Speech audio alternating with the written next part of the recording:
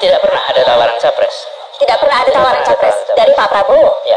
Tapi dari pihak-pihak lain ada beberapa tawaran capres ke Anda, Mas Anies. Dan pada semua saya katakan, saya tidak ingin menjadi bagian dari orang-orang yang mengkhianati Pak Prabowo. Saya sampaikan pada semua. Begitu Pilpres selesai, saya bertemu dengan Pak Prabowo dan saya sampaikan kepada Pak Prabowo, saya sampaikan pertama, mission accomplished. Tugas yang dititipkan kepada saya untuk di Jakarta dari PKS, dari Gerindra telah saya laksanakan dan alhamdulillah mission accomplished. That's report number 1. Laporan nomor kedua, saya sampaikan Pak Prabowo, Gubernur Jakarta akan selalu dapat perhatian. Aneh kalau kita bilang, oh kaget dapat perhatian. Tidak, Gubernur Jakarta itu selalu dapat perhatian. Karena itu saya sampaikan kepada Pak Prabowo dari sekarang. Ini masih tahun yang lalu. Pak Prabowo, I will not intercept on your candidacy. Saya tidak akan memotong proses pencalonan Pak Prabowo dan proses kampanye Pak Prabowo. Dan komitmen itu saya pegang. Siapapun yang bertemu dengan saya mendiskusikan soal ini, selalu saya katakan bahwa saya memiliki komitmen dengan Pak Prabowo. Tidak ada yang tahu kecuali saya dan Pak Prabowo. Tidak ada yang tahu. Yang lain dengar ceritanya aja. Jadi Mas Anies, Anda mengiyakan bahwa memang tawaran-tawaran maju itu berdatangan. Berdatangan, tapi saya selalu katakan pada semua, meskipun tidak ada saksi dalam pertemuan itu, tapi kata-kata saya diingat oleh Pak Prabowo dan diketahui tentu oleh banyak orang.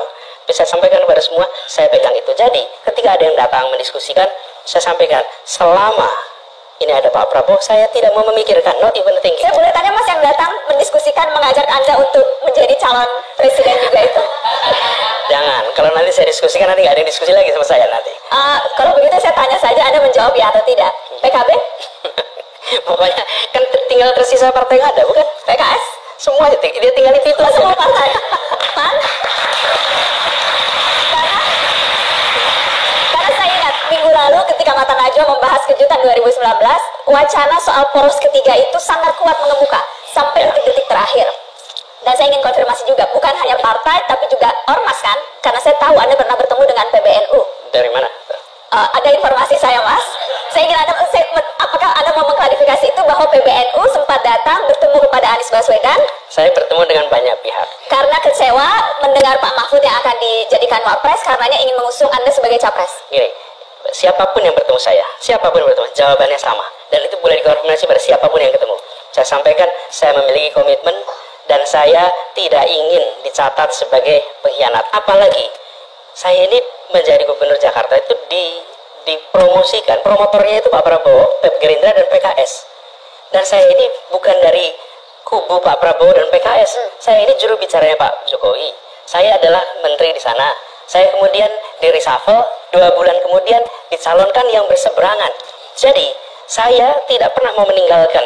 Kalau kita sudah bersama, saya tidak akan tinggalkan. Okay. Dan inilah prinsip yang saya pegang. Jadi Mas Anies, ketika itu syaratnya, kalau Pak Prabowo masih jadi calon presiden, Anies Baswedan tidak akan maju. Tapi kalau Pak Prabowo tidak nyapres, mungkin saja lain. Dan saya tahu persis bahwa Pak Prabowo memang akan menjadi calon presiden.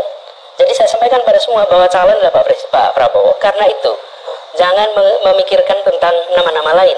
Dan jangan harap saya menyatakan bersedia, apalagi menjadi poros ketiga. Tidak mungkin. Selama masih ada Pak Prabowo ketika itu. Dan itu komitmen saya dengan Pak Prabowo. Kita akan lanjutkan setelah pariwara karena saya ingin tahu.